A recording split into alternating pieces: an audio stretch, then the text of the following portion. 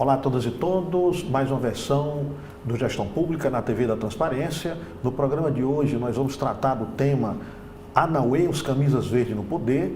É um primeiro programa de uma série que pretendemos fazer aqui também, onde nós vamos discutir uma obra de um pesquisador, professor acadêmico, que dentro da sua trajetória, produziu aqui pesquisas que são importantes ou para a política pública ou para o cenário político. E conosco está aqui o autor da obra, que é o professor Josênio Parente, cientista político, graduado em Ciências Sociais e mestre em Sociologia pela Universidade Federal do Ceará, doutor em Ciência Política pela Universidade de São Paulo, professor associado da Universidade Estadual do Ceará, vinculado ao Programa de Políticas Públicas e também professor da Universidade Federal do Ceará. Professor Josênio, é um prazer ter aqui a sua presença para a gente discutir essa obra, que eu vou já fazer aqui algumas provocações a partir do seu discorrer aqui sobre um momento histórico extremamente importante. Ok. É um prazer enorme. Esse programa eu tive vendo o desempenho, um programa que está cada vez mais no Google crescendo. Isso é um bom sinal. Então eu gostaria de agradecer o convite. Eu estou me retraindo um pouquinho porque eu estou pesquisando essa nova ordem internacional e às vezes me atrapalha, mas eu venho com prazer porque o espaço aqui realmente é acadêmico e de um debate bastante construtivo. Tá? Professor, eu queria trazer aqui, pedir o Tiago para trazer a capa do livro, projetar aqui para quem está nos assistindo. Eu estou aqui com uma versão que é de 1986, Anauê, os camisas verdes no poder, professor, autor Josênio Camelo Parente. E eu pediria aqui para você falar para a gente aqui a trajetória dessa obra, de como surgiu a ideia, por que a escolha do tema, que momento você se encontrava para... que a década de 80 não era um momento fácil para estar se tocando nesse tema, Exatamente, realmente é um momento que ainda estava na ditadura militar, no clima de 64, e quase ninguém tinha coragem de estudar a direita. E a direita que começou a ser estudado foi exatamente o integralismo. Uma coisa que tinha passado um tempo e ninguém tinha, digamos assim, atinado que o integralismo revelava muita coisa sobre a realidade local, sobretudo a realidade do Ceará. A história do Ceará na universidade fica mal contada, Vou desligar aqui. Fica deslocada porque o clima era exatamente é proibido, não é coisa do tipo, Então apareceram muitos livros sobre a direita passada e eu não entrei nessa onda de imediato. Quando eu estava fazendo o curso, eu resolvi estudar estudo do poder local, que era um estudo mais bem comportado e ficaria interessante. Nesse momento você se encontrava fazendo mestrado em Sociologia aqui em Fortaleza? Não, eu estava fazendo mestrado em Ciência Política no IUPES, no Rio de Janeiro. No Rio de Janeiro. Então foi um momento bom, porque na realidade estudar o poder local era um desafio interessante, porque todo estudo de poder local falava em coronelismo, em coisa que de certa forma hoje às vezes ainda tem. Mas acontece que o meu tema sobre Quixadá, fazer o poder local, eu até publiquei isso pela Universidade Estadual do Ceará, essa tese, fiz e fui defender. E aí, antes de defender, o meu orientador, que era o Simon Schwarzman, eu liguei para ele e ele disse: olha, é o seguinte, esse tema, nós temos 2 cearenses presentes e acha que você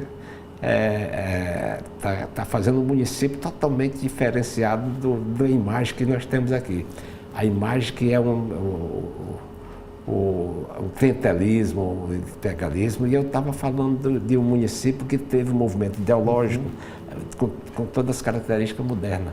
Aí eu disse, então, fazer o seguinte, abrir um mestrado aqui no Ceará, eu vou fazer aqui e a gente defende aqui. Aí eu tive sorte, quando eu estudei, quando eu entrei para fazer os créditos que faltavam, porque aqui era sociologia, lá era ciência política, então como é que se diz, a NAUE, os camisa verde no poder, não estava em cogitação. Eu tive a sorte de ter um professor visitante da Universidade de Nova York, que era o Ralph Della Cava. Então o professor trouxe digamos assim, uma ideia muito interessante, a presença da igreja na política, e no caso do Ceará, muito especificamente, era necessário, porque ele tinha feito uma tese de doutorado dele sobre Milagre em Juazeiro, que era exatamente sobre o Padre Cícero. Ele disse: eu tenho aqui visto no Ceará muita presença de padres na política. Preciso entender o que é isso. Estudou Caldeirão, né? Ele fez uma pesquisa. Tem muita coisa, né? Aí ele disse: faça o seguinte, leia o Elgio Trindade, Integralismo, a direita no Brasil, né? Aí eu fui ler o Integralismo e o recado que ele me deu foi um recado muito desafiador. Ele dizia que ia estudar o integralismo de São Paulo, porque na realidade o integralismo tinha uma força muito maior no Ceará. Eu não sei o que é que está acontecendo no Ceará, no norte, ele até dizia que era norte, né? E aí essa, digamos assim, a presença do Ceará, por exemplo, no Brasil todo só teve 2 estados que tiveram, né? 2 estados que tiveram candidatos, deputados estaduais. E aqui com eleito, né? Eleito. Ele candidato. Candidato. Um em São Paulo e 2 no Ceará. Agora, federal, deputado federal, só teve um no Ceará. Eu não sei o que é que houve no Ceará. O chefe de milícia lá, naquele grupo que foi fundado, era cearense, era Gustavo Barroso. Quer dizer, na igreja, você tinha o destaque do Padre Helder, que depois saiu do integralismo também, né? E isso me faz eu ver que... Ainda como seminarista, né? Ele começou como seminarista no começo, foi. Ele tinha uma liderança forte, né? E ele saiu antes de terminar 75. Então ele era uma pessoa realmente que pensava os pobres de uma forma cristã, né? E aí ele estava ali porque a Igreja Católica naquela época apoiou. E apoiou de uma forma interessante, apoiada na doutrina social da Igreja do Papa Leão XIII. Quer dizer, aí precisa a gente já falar sobre esse caso do Leão XIII, que teve muita importância. Inclusive, ele foi que deu, a pedido do bispo do Ceará, o título de Barão a Guilherme Studat. Barão de Studat foi o título dado pela Igreja por Leão XIII em 1900. Né? Aliás, o seu trabalho tem uma série de questões que você levanta que hoje desperta curiosidades por conta desse vínculo, né? Aí, passado aí, né, você levanta o período da década de 30, estamos há quase 100 anos, né? Exato. Estamos 90 anos aí de distância, né? Exatamente. Mas uma série de elementos interessantíssimos. É como se a história estivesse se repetindo, mas a história não se repete. Né? A história se repete como farsa, mas o que repete são as estruturas, que depois a gente pode discutir, que eu não discuti no livro, mas que eu estou nessa nova pesquisa tratando sobre isso. Nós precisamos ver qual é a Terceira Guerra Mundial. É essa guerra que o Trump está liderando, ou terá uma outra que é as bombas de destruição de massa não permitem o suicídio da humanidade. Então, quer dizer, a gente tem que depois conversar sobre esse outro projeto que eu estou procurando ver. José, aqui uma provocação, né? Você discute aí os anos 30, mas você está sempre fazendo uma referência à década anterior, à década de 20, né? Inclusive levanta a questão do movimento cultural, né? A Semana da Arte Moderna. Então, o que nós vamos assistir, que você descreve nos anos 30, aí pensando no Brasil como um todo, ele não é um processo ali que nasceu imediatamente e 30. Ele tem um recuo de construções que... Não. Eu acho que você levantou uma questão muito importante, que essa momento, e a década de 20, então, ela tem a ver com o que estava acontecendo no final do século XIX. Já, final do século XIX foi quando muita coisa no Brasil e no mundo estava acontecendo. Além da Revolução Industrial, além do processo de secularização, a igreja tinha perdido espaço para a modernidade, mas que estava tentando recuperar sempre, né? Isso desde o século XVI que já tinha, né? Os jesuítas do Papa Francisco era nessa direção.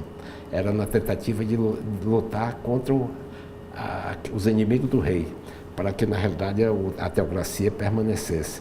Porque na realidade a modernidade trouxe uma nova forma de ver a política, que é um soberano que não era mais Deus, mas era o povo. E esse soberano povo, você precisa eleger um representante.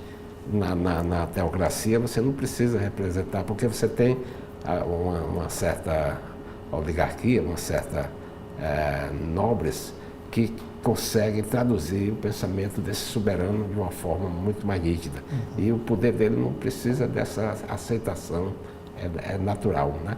Então, quer dizer, uma mudança realmente muito significativa que estava em processo, e esse processo se fortalece com a Revolução Industrial, quando a burguesia realmente assume um poder econômico, e aí, quando a gente assume um poder econômico, muda, porque é a lógica da economia que passa a ter a influência nas relações sociais, né?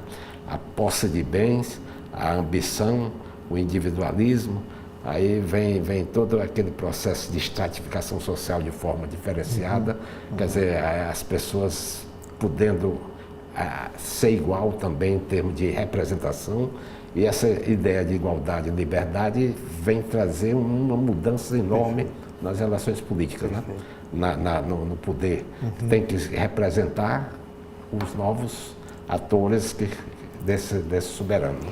Tem uma coisa no seu livro também que falando da industrialização, a gente tem, né, a industrialização tardia, né? Alemanha, Itália, que aí aquilo que nos faz ter aquele fluxo, né, enorme de migração de alemães e italianos, que se concentra ali na região sul, que você inclusive levanta, né, como até, digamos assim, tem uma certa, eu vou usar o termo aqui para a gente pensar, né, uma coerência do movimento integralista, o fascismo está forte naquela região, dada essa recepção enorme de migrantes com essa origem, né? Então fazia sentido ali a região de São Paulo descendo ali, né, para a região sul, mas o Ceará, a gente não teve essa migração, né? E aí, como você salientou, né, Josênio, e era forte aqui, né? Ceará, Bahia, né, também um pouco estranho. Você bateu em dois temas que são importantíssimos que esse livro pode provocar, que é o seguinte: primeiro é a questão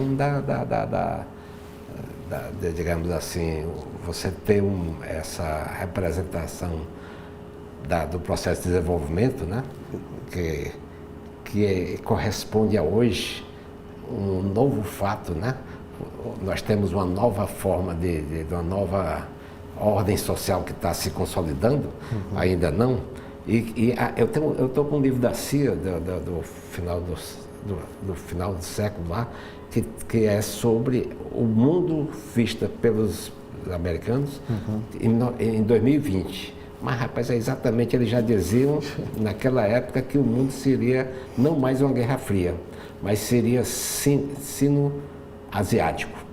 Quer dizer, então, na realidade, o mundo já seria, a potência econômica seria a Ásia, etc. Então, a CIA já estava se preparando, sobretudo, desde o Bush, do primeiro Bush, né, o pai, que, de certa forma, já estava se preparando para que os Estados Unidos permanecesse também como uma liderança. Já estava com a preocupação.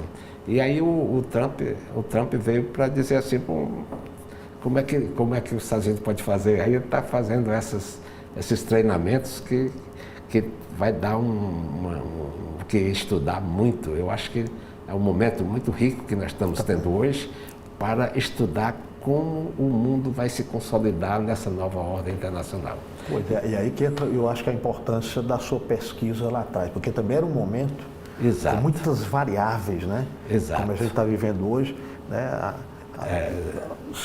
A quantidade de elementos que surgem, né, para criar esse contexto, né? Você tocou aí, você tinha os países emergentes que estavam querendo espaço de poder, que era exatamente a Alemanha, a Itália.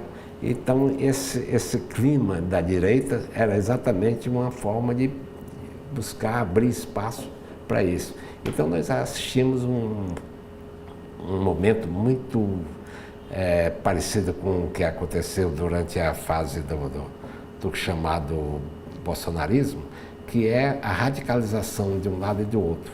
Inclusive, o bolsonarismo reproduziu a radicalização daquela geração que viveu no final do século XX, a Guerra Fria, embora não fizesse mais sentido aquela direita e esquerda que foi lá, né?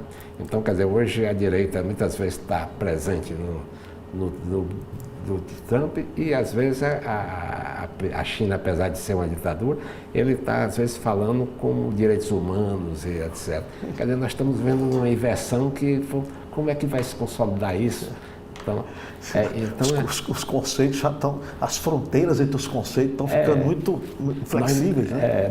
Nós precisamos ver que quando eu que vivi aquele momento, que era crise de modelo, chamado, quer dizer, não tem mais um modelo para quem estuda ciências sociais, tem para as pessoas que viveram. Ainda dizia que o comunismo é isso, o socialismo, o neoliberalismo, mas aí, na realidade, a realidade não permitia que o estudioso pudesse, tinha que acompanhar o que é que está acontecendo. E hoje a gente começa a ter uma certa orientação e está vendo a coisa se consolidar. Então, hoje eu acho que é um momento muito rico para as pessoas criarem novos sonhos, novas utopias, para nós criarmos para os nossos netos um mundo que, de certa forma, nós passamos em parte por ele na época da social-democracia, na época da terceira via chamada, mas que hoje a terceira via fica quase ainda...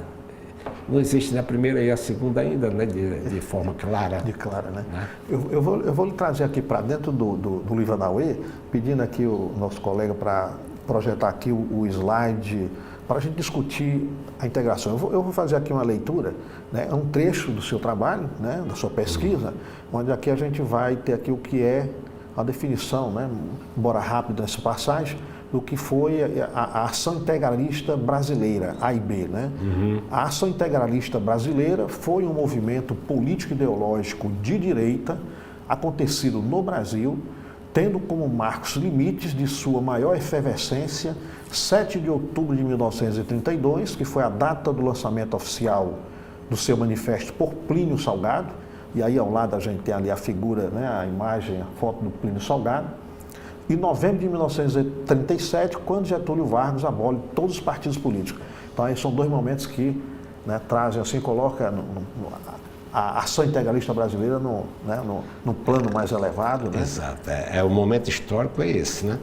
Quer dizer, você falou aí que nós falamos na década de 20, eu acho que ainda devemos falar aqui também, porque passamos em parte, mas o movimento teve seu momento exatamente esse. Foi aí que a igreja percebeu que, de certa forma, o integralismo tem coisas que não é importante. Quer dizer, não é importante permanecer. Por isso que Tom Helder aproveitou um incidente em São Paulo e renunciou a um cargo que ele tinha porque estava no grupo que apoiou o novo governador. Que os integralistas, esse novo governador só foi eleito por causa dos 2 votos integralistas. Não falamos sobre isso, mas é importante esse fato. Quer dizer, então, no caso aí, esse de 1932, né? 32, e até ali, aliás, 1932 foi o início, né? O lançamento do manifesto, né? O manifesto do Plínio Salgado. Né? Foi exatamente onde o integralismo criou as suas milícias, criou seu exército, simbologia, o símbolo Anauê, com a mão igual a Heil Hitler, né, com a mão para cima, o Anauê, ele é uma coisa que fruto daquela visão da década anterior, da Semana de Arte Moderna, de 1932, que gerou o nacionalismo brasileiro. E o nacionalismo brasileiro, as coisas indígenas. E Anauê significa, o Anauê significa, como é que eu diria? Um bom dia, uma saudação indígena, né? Anauê. Não é levantando a mão para cima. A mão para cima tem a ver com... Aí já é uma analogia ao que se passava na Alemanha, né? Na Alemanha, exatamente. Na Alemanha também na Itália, né? Na Itália também tinha uma saudação. A Itália imitou-se em vários locais da direita que no mundo teve, as pessoas faziam essa saudação, né? Pois é. Hoje pouca gente sabe que a gente teve isso institucionalizado como partido. Partidos, né? com milícia, exército, né? Uma briga aqui no Ceará tinha brigas feias, né? Você tinha a esquerda que chamava os camisa verde de galinha verde, pintavam às vezes uma galinha, jogava no meio da multidão, né? Galinha verde. Você tinha a esquerda que chamava os integralistas de melancia. Você tem verde por fora e vermelho por dentro, porque na realidade o Ceará foi o único deputado federal do integralismo, foi cearense. E esse deputado federal cearense, ele renunciou antes de terminar o mandato e vai se candidatar em 45 pelo Partido Comunista. É o Jeová Mota, né? O Jeová Mota, tenente. Então, esse fato, o livro que o Plínio Salgado publicou, tem uma coleção de 8 volumes de capa verde, eu ganhei esse de presente. Hoje está lá na biblioteca na biblioteca, essa coleção de aquela cidadezinha vizinha Caraú. Vizinha Caraú, né? Então, ele dizia, o Plínio Salgado, no volume, contando, que não teve deputado federal, porque o único que tinha, ele não exigia nada. E aí o Mauro Benevides me parece que não gostando dessa crítica ao Jeová Mota, me deu um trecho que eu citei na tese, do discurso, na ata da Assembleia, mostrando que ele era fiel ao integralismo, fazendo um discurso muito bonito, né? Eu não sei o de qual, mas aí tem aí o trecho muito interessante que o Jeová Mota fez, mostrando que ele era fiel Mas aí, de repente, ele poderia, nesse mesmo discurso, foi chamado de melancia, verde por fora e vermelho por dentro. O que indica que o integralismo tinha várias correntes, né? Várias correntes. Não era um monolítico, não. Inclusive a igreja abandonou o integralismo por um detalhe importante para a igreja, porque a igreja via do Plínio Salgado, um católico fervoroso, escreveu sobre Cristo, vários volumes, muito fiel a Cristo, mas acontece que na organização política do integralismo você tinha uma fidelidade ao chefe nacional e não à igreja. Então ficava complicado. Né? Não era o Papa, a igreja não tinha força nenhuma quando houvesse alguma dissensão, que é normal numa convivência de grupos, né? Então, inclusive, foi nesse momento que o padre Eldas abandonou também e está no mesmo grupo desse pessoal que era à esquerda.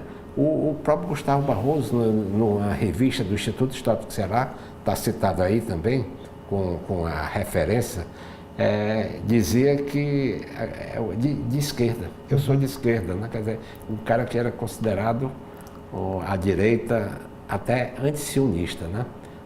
Por alguns historiadores, como Levin, aquele brasilianista e outros. Então, na realidade, o integralismo não era um bloco monolítico, né?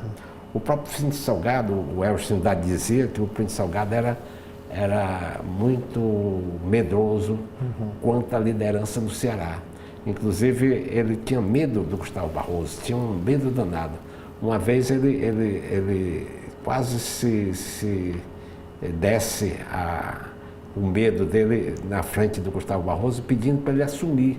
E ele disse, não, o Gustavo Barroso também mostrando fidelidade, eu sou fiel a você, não sei o quê. E aí ele ficava sempre receoso de que o Ceará poderia tomar a liderança. E o Getúlio Vargas, que por acaso não pegou o integralismo, porque ele também queria ser uma pessoa de direita, mas acontece que ele não assumiu o integralismo, que chegou primeiro que ele, em 32 já, e ele fez a intervenção ditatorial em 37, e os integralistas até tinham feito uma manifestação.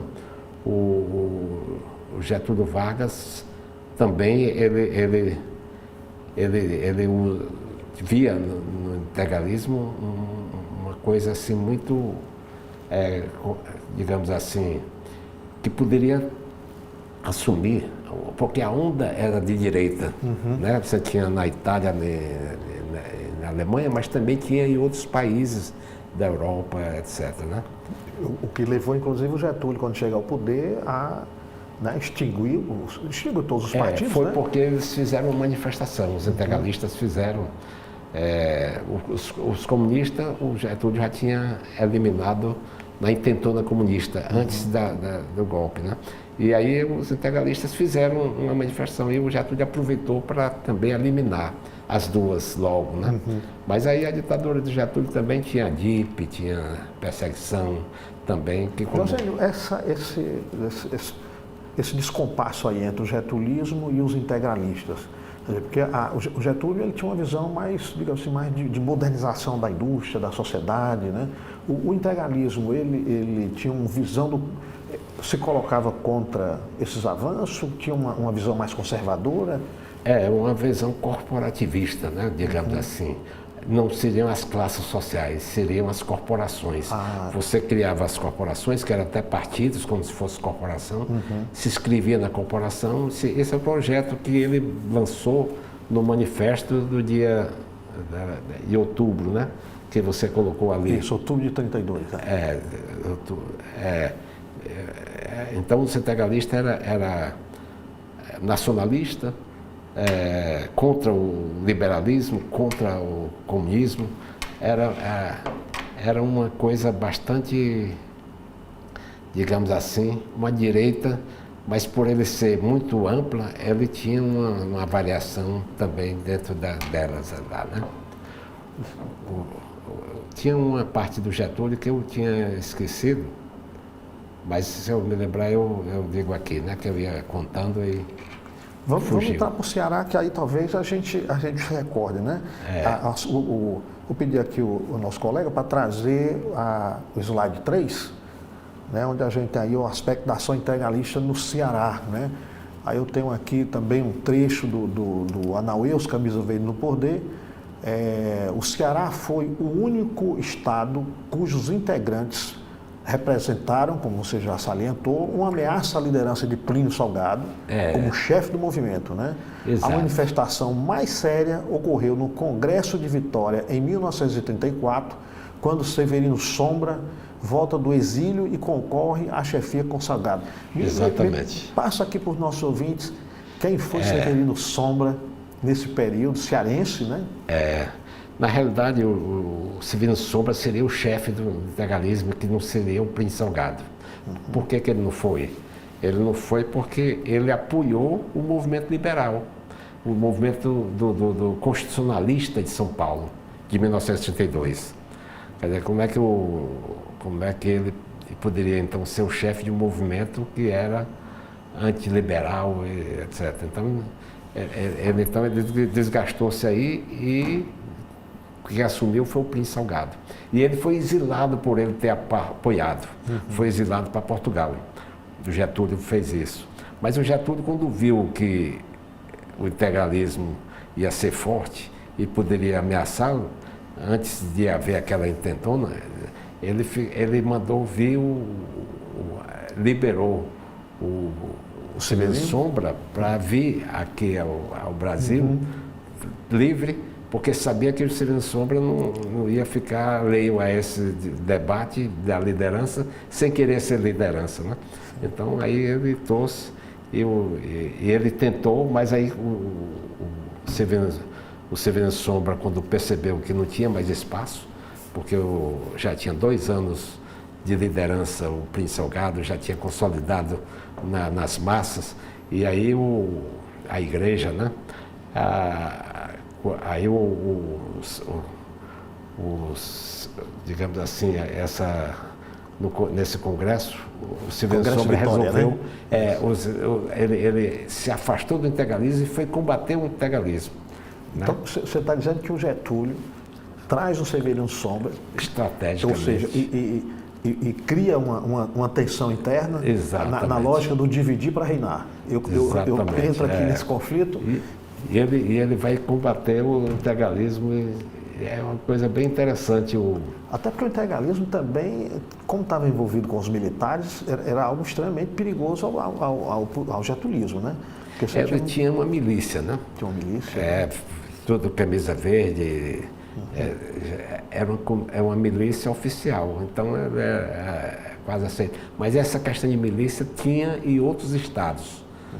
Não era só na Alemanha, na Itália que tinha toda essa, né? Também lá na Hungria e em outros casos, né? Hoje a Hungria é de direita, mas o integralismo, ele usava todos esses mecanismos de estrutura de poder, o simbolismo muito rico, né? Era muito...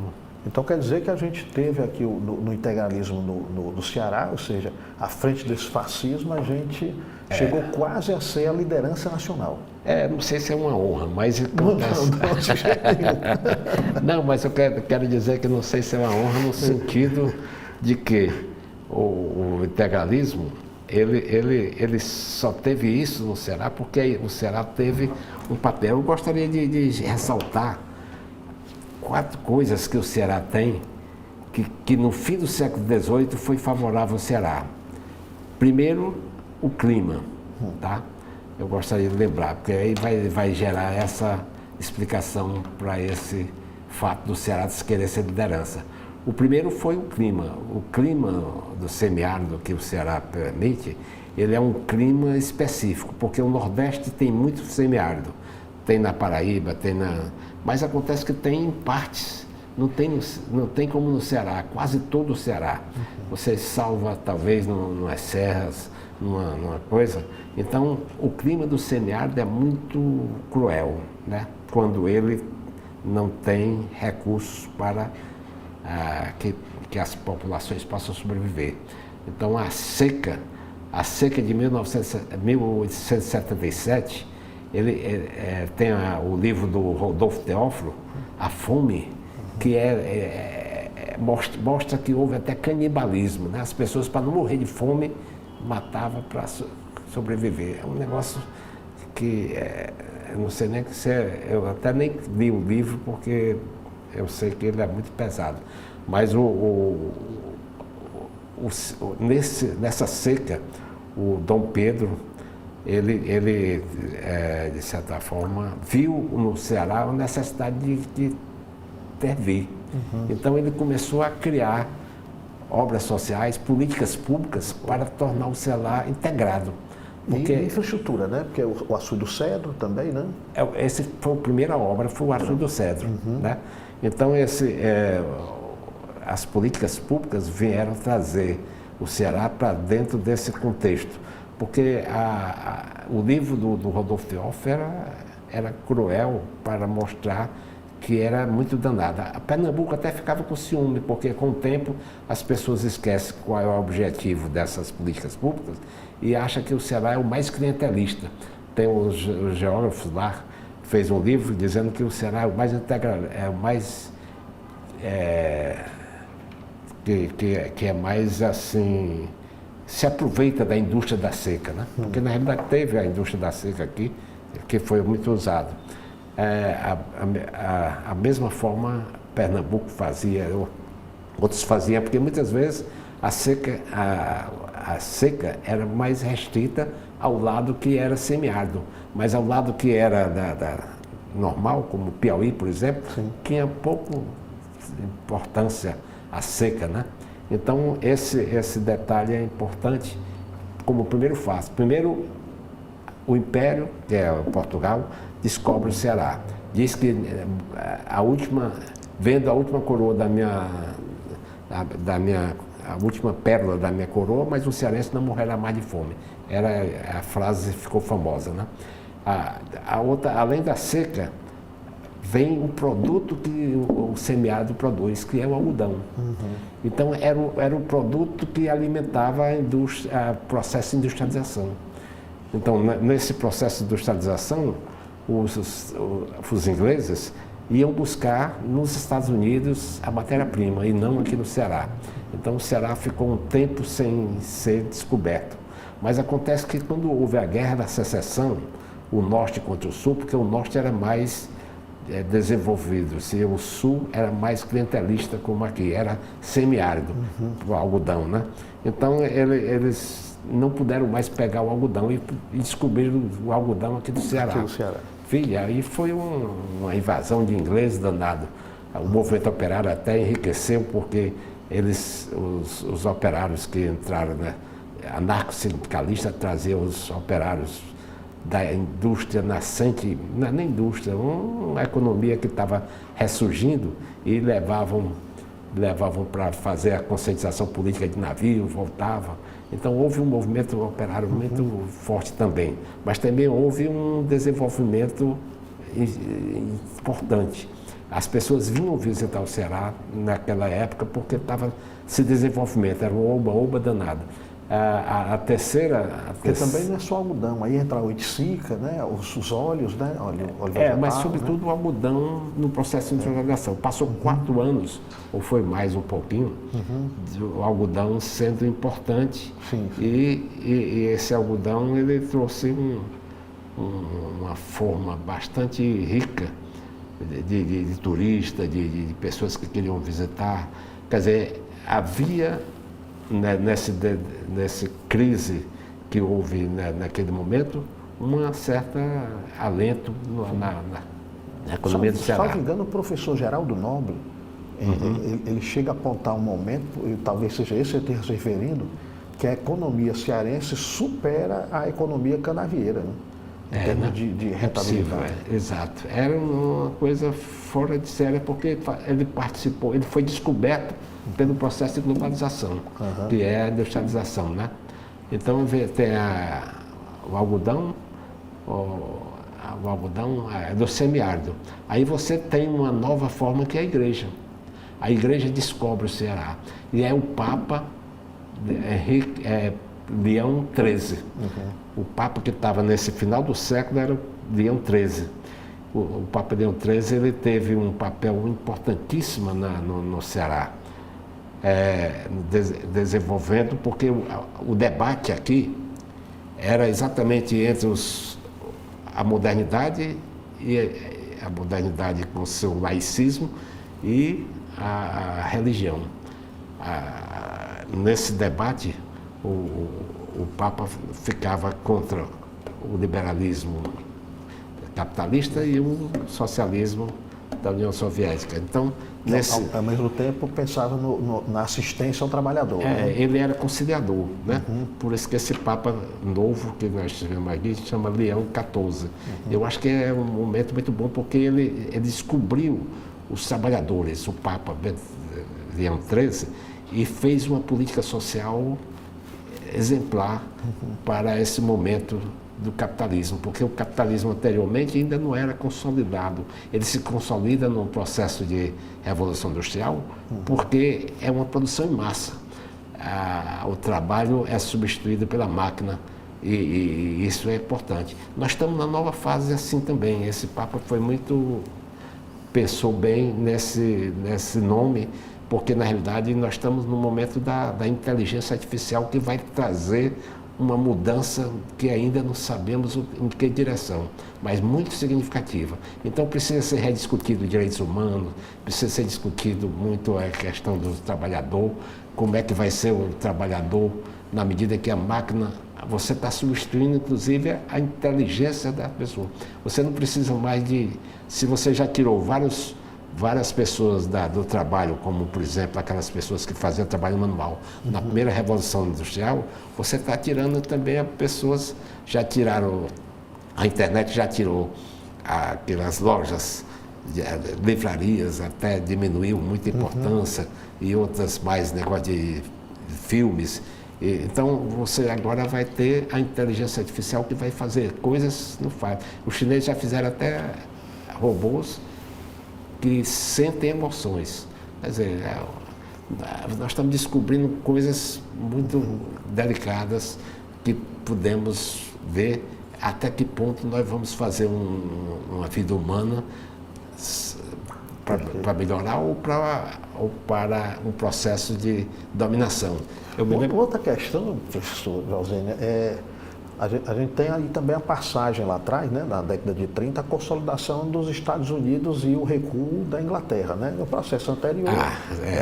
Mas quando termina o período de guerras, né, os Estados Unidos, ele assume. Então, ele também tinha essa, não só, né, a Revolução Industrial, mas tem aí também essa consolidação de um novo poder hegemônico político no mundo, né?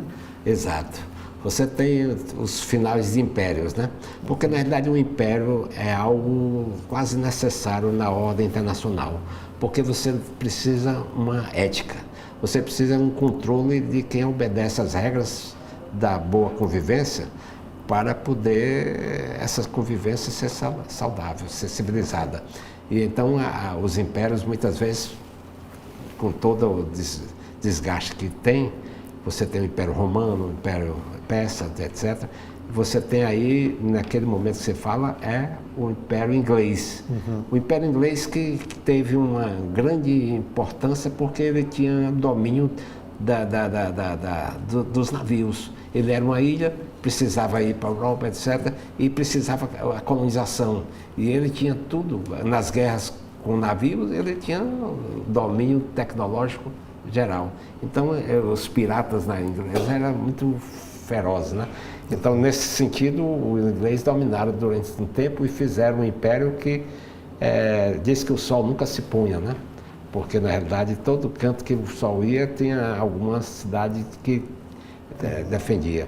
E aí, os americanos, como você disse, receberam dos ingleses a nova ideia do liberalismo, mas de repente parece que tem uma fase que diminui, né? E nós estamos nessa fase quando cai o Muro de Berlim e 10 anos depois as Torres Gêmeas, você tem os dois símbolos da Guerra Fria que de certa forma desmanchou. Então nós estamos vendo como seria o mundo.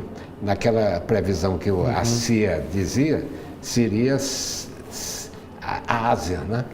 Não só a China, mas a China, a Coreia, o Japão, etc. Então nós estamos vendo isso crescer. Será a Guerra Fria? O Lula disse há pouco tempo, não queremos mais uma Guerra Fria. Mas, por exemplo, nós já estamos vendo a Índia se aliando aos Estados Unidos e a China sendo ali perto da Caxemira, que então ficando numa nova potencial de Guerra Fria, mas tomara que não chegue a ter. Nós não estamos ainda com uma nova ordem consolidada. Deixa eu trazer aqui uma discussão, né, para a questão ideológica, né? Pedir aqui o Tiago para trazer aqui o slide 4, por favor, Tiago, né? Onde a gente tem aqui, eu vou ler para você aqui com calma, a gente tem ali uma discussão onde você traz aí o que se definia, né, o integralismo na sua perspectiva ideológica, né? A gente tem aqui, são pontos pacíficos para todos os analistas, né? E a gente tem que considerar que isso aí, você está fazendo referência aí na década de 80, né? pode ter tido alguma visão hoje um pouco diferente, mas eu acho que ainda predomina muito isso, né? O integralismo era contra o comunismo, contra o imperialismo internacional, era nacionalista e defendia um Estado autoritário e corporativista. É, pois, um movimento de direita de defesa autoritária do status quo, né? Então, o que nós temos aqui é o conservadorismo puro, né? Esse é o conceito de direita, né? Então, ele é contra o comunismo, contra o capitalismo, quer dizer, ficava como uma terceira via, né? Era nacionalista, o Estado defendia o autoritarismo e era corporativismo, né? Não eram as classes sociais. A aproximação com os italianos era forte, com o fascismo italiano, o nosso, digamos, fascismo tupiniquim? Nós tínhamos correntes da Itália, correntes também na Alemanha, né? Porque na realidade são as duas grandes lideranças da direita naquele momento era isso daí. Mas a direita, eu acho que quem estava estudando a direita de uma forma muito interessante naquela época era a escola de Frankfurt. Esse livro aí vai trabalhar a tese, sobretudo o livro do Herbert Marcuse, que é um livro que vai trazer a ideia de quando a Europa tira os valores, quando a direita tira os valores da liberdade, esse autoritarismo, né? Essa ideia da soberania popular, e tira a ideia além do liberalismo, seria o liberalismo e a igualdade e a liberdade. É a ideia das pessoas se representarem. Acabou todo um potencial de civilidade, né? Então, na realidade, na direita não ficou mais difícil ter essa convivência com a modernidade, mas é uma questão ainda em voga. Mas a escola de Frankfurt foi perseguida pelo nazismo, né? Muitas pessoas que fugiram, ficaram às vezes nos Estados Unidos, então teve um grande papel, né? A gente tem aí, quando você está falando, por exemplo, França Itália e Alemanha, né? Surge um movimento fascista nesses dois países. Eles estão passando por um momento de industrialização tardia, né? Tardia, exatamente. No nosso caso, você levantou uma questão interessante, né? Porque também a gente estava passando por um processo de industrialização, né? Embora eles tenham iniciado a industrialização ainda, né? Algumas décadas anteriores à nossa, a gente aí hiper tardia, né? Quer dizer, para além do tardia, né? Mas tem essa variável aí dessa industrialização que também está surgindo, que está nessa base, né? Ou seja, isso confronta, né? Essa é a tese de um estudioso, até faleceu ele, como é o nome dele? Ele tem um livro chamado Integralismo, que está citado aí na biografia, né? Eu acho que ele é da Paraíba, mas ele toca nessa tese, né? Mas hoje a gente tem aí um caso interessante para confrontar com essa tese econômica, é que na realidade a China foi um produto americano. Na medida que os americanos estavam prevendo que o mundo pós-Guerra Fria ia ser na base na Guerra Fria, ia ser na base da China, da sino-asiático, né? Então eles começaram a investir na China. A China se viu para diminuir a inflação, ele sugou a economia americana, acabou com aquelas cidades de industrialização do carro, etc. E a China também ele conseguiu fazer, digamos assim, o objetivo, além de ele chegou a fazer o que ele faz hoje, mas antes de chegar a faz hoje, o objetivo dos Estados Unidos é investir também no processo de enriquecer grupos, etc., era para ver se o liberalismo se instalava. O liberalismo tem a lógica de uma classes sociais e você acabar com castas, com outros mecanismos de estratificação diferentes, para a propriedade privada servir de base orientadora das relações sociais, etc. Então, isso falhou porque a China, a partir de 2020, resolveu deixar de ser um acessório e, de repente, se tornar um grande produtor de conhecimento. Hoje, a China, na produção da inteligência artificial, muitas vezes concorre com os Estados Unidos. Os Estados Unidos fizeram um investimento muito alto para a inteligência artificial. A China, com uma coisa mais barata, competiu e ficou difícil hoje fazer uma competição que não leve em consideração que há possibilidade de haver concorrente. Hoje tem concorrente. Esse é o detalhe novo.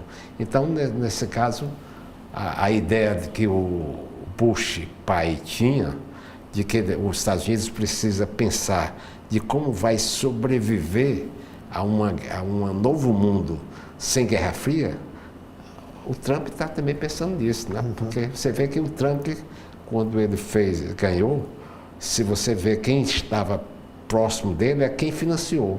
Estava todo o pessoal da indústria, tem um nomezinho, não sei o que, tech, né? Que é exatamente aquele pessoal, era o Musk, era Amazon, era Google. Então, na realidade, esse pessoal que tem uma riqueza particular semelhante a muitos países, né? Como a Alemanha, como outros que... Então, foi financiado por grupos. Então, isso não está na lógica do capitalismo, né? No sentido de que, na realidade, você tem ali uma aristocracia e não classes sociais. Então, esse mundo precisa rever como se mobilizar para que volte às ideias de direitos humanos, de coisas, para que, na realidade, ultrapasse isso.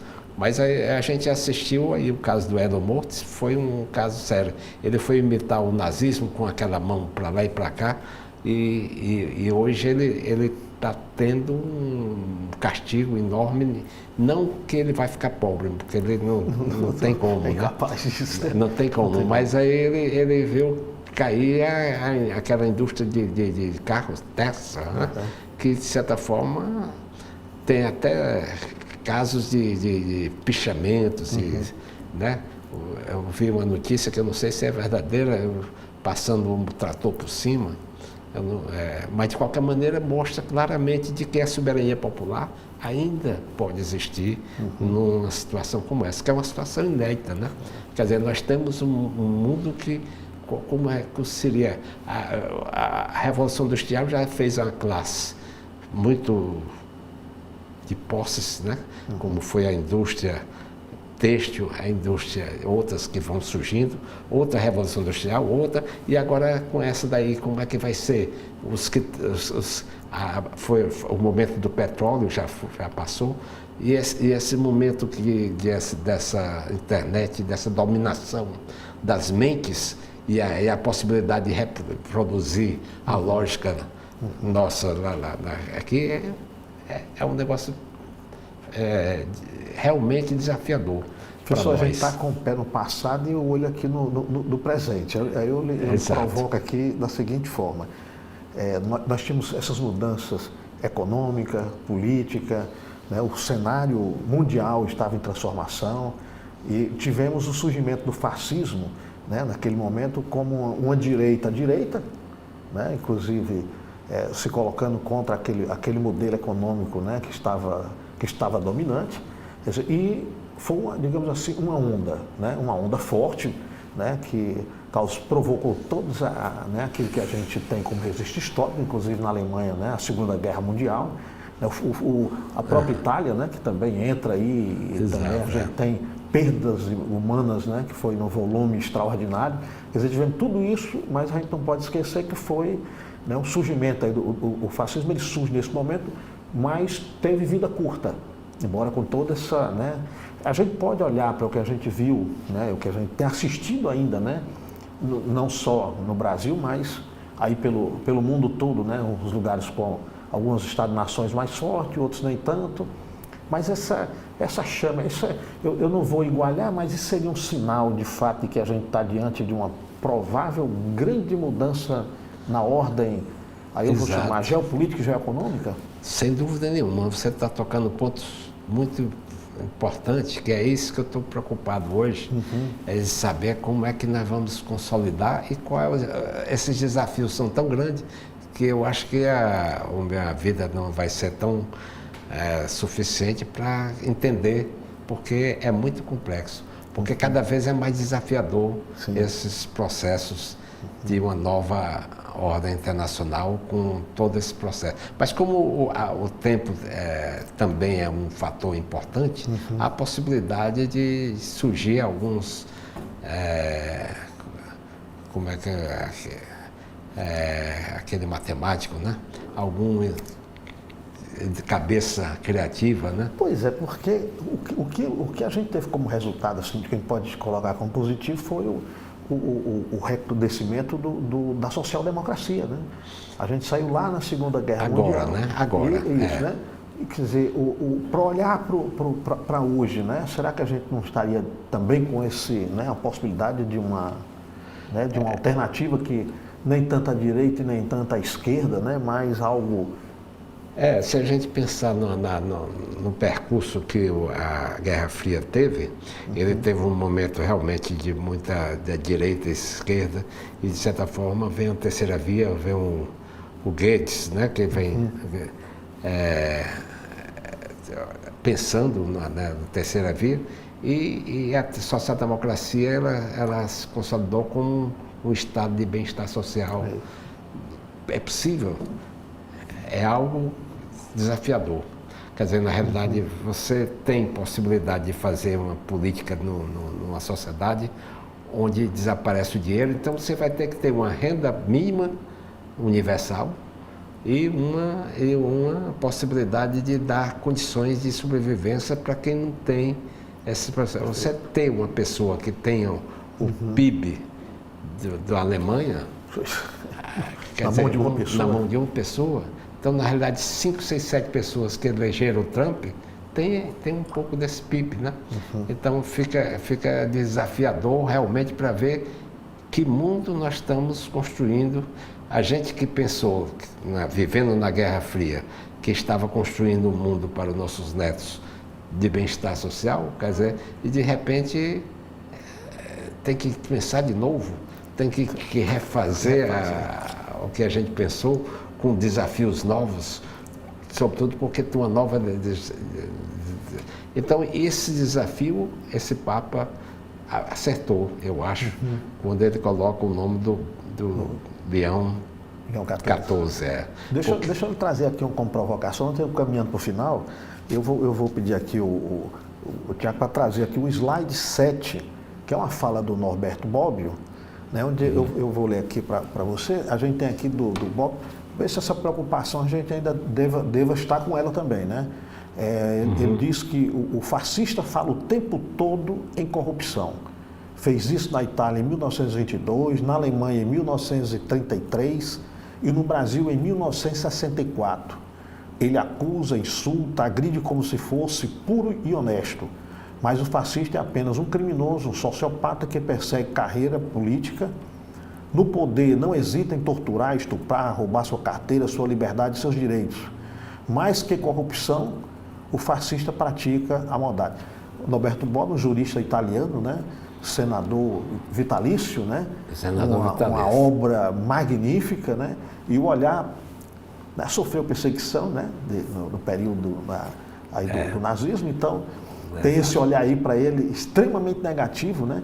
A gente tem que estar de olho aceso também, professor, A gente tem que estar atento a esse movimento de direita mais radical, para não correr esse risco que o Norberto Bobbio chama a atenção. Essa direita que no Brasil tentou dar o golpe, é uma direita que, de certa forma, viveu na Guerra Fria. Viveu no momento que seria fácil dar um golpe naquela época. E, de repente, achou que o mundo não tinha mudado. Quer dizer, não é tão fácil. Quer dizer, precisaria ter destruído um elemento da democracia que era o Supremo Tribunal Federal. Não é um jipe e cabe um soldado que vai fazer isso. Isso talvez fosse na Guerra Fria, porque os Estados Unidos, em 64, colocou aqui um navio para dar uma ajuda, né, naquela época. Mas hoje os Estados Unidos, Trump, foi aquele antes do Trump, que é o Obama? Não, depois do Obama, né? O Biden. O Biden. O Biden, ele mandou uma pessoa aqui, um representante dos Estados Unidos, para dizer, se der um golpe, nós vamos tirar todo o apoio daí. Quer dizer, na realidade foi o contrário do que aconteceu. Se os Estados Unidos fez naquela época, e o Trump não está ligando para amigos, né? Quer dizer, a direita pensou que com a eleição do Trump iria se esbaldar numa nova fase de poder, etc. E não está acontecendo e às vezes até desmoraliza. Mas nós estamos num novo desafio e o Trump está brincando, com toda certeza não é só. Ele, na realidade, percebe, porque a CIA já está chamando a atenção de muito tempo, que nós estamos numa nova fase de um mundo que está se consolidando, né? Um mundo pós-Guerra Fria, e os Estados Unidos, como eu disse, estava querendo, né, se perpetuar. Ele, na realidade, ele está provocando já alguns detalhes para aparecer alguma ideia, eu acho. Porque o Trump não é uma pessoa desligado do mundo totalmente, né? Ele é uma pessoa que foi bem quisto, bom comunicador, que ele usava televisão, ele falava na televisão, ele é um cara que teve sucesso na economia, é um descendente de alemão, a família dele, ele veio para os Estados Unidos e na realidade ele tem tudo para dizer, bom, se não é daquela forma que vem, né? Porque os Estados Unidos desarmaram a Europa, boa parte da Europa. Desarmaram naquela história da OTAN. E hoje a OTAN ele não está tendo o apoio dos americanos, está sendo se refazer para dar uma nova realidade desse mundo hoje. Então é um mundo que não é mais aquele, né? Nós devemos ver que nós estamos num mundo que não é mais aquele. Vale a pena a gente é por isso que eu considero esse desafio muito instigante e tenho acompanhado para ver até que ponto eu posso acompanhar com alguma ideia nesse processo, né? Professor José, muito grato pela sua contribuição. Aqueles que nos acompanharam aqui assistindo pela metade, ou como entraram aqui, a gente já estando iniciado o programa, né? Nós estamos com o professor José Parente, que é o autor desse livro, Anauê, Os Camisas Verdes no Poder, né? Que encontra-se nas bibliotecas, está sendo relançado, né? A última versão, e aí eu, né, deixo aqui também o convite não só para assistir, mas também aí mergulhar nessa leitura, que é uma leitura que remete para a década de 30, mas que nos ajuda a compreender também, né, os olhares para o hoje, né? Exatamente. Professor, muito obrigado pela sua presença e pelos esclarecimentos que nos trouxe aqui. Tá joia. Muito obrigado, eu digo né? Eu agradeço bastante, é uma oportunidade, e eu que pedi à Universidade Federal para fazer o lançamento de uma terceira edição que estava sendo muito procurado e eu não tinha mais, nem a universidade tinha acabado também. No lugar de eu pedir à universidade, eu pedi para ela deixar eu produzir uma coisa pequena, com 400 livros, para poder vender aquelas pessoas que ainda querem comprar. A capa é diferente, né? Nós temos 3 edições, já está com 39 anos essa edição. Essa aqui mesmo tem 39 anos, né? 39 anos, a gente pode dizer que está... É porque o mundo está muito rápido, né? Nós estamos passando rapidamente, né? Eu entrei na universidade com 23 anos, mas aí o tempo passa ligeiro, já está com o cabelo todo branco e tudo, né? Então estamos aí, né? Ok, pessoal. Muito obrigado aí pela Nós que convite. agradecemos. E qualquer coisa a gente pode ver que se tiver mais novidade, né? Tá ótimo, o espaço fica aberto. Viu? Então, obrigado, né? Tá joia.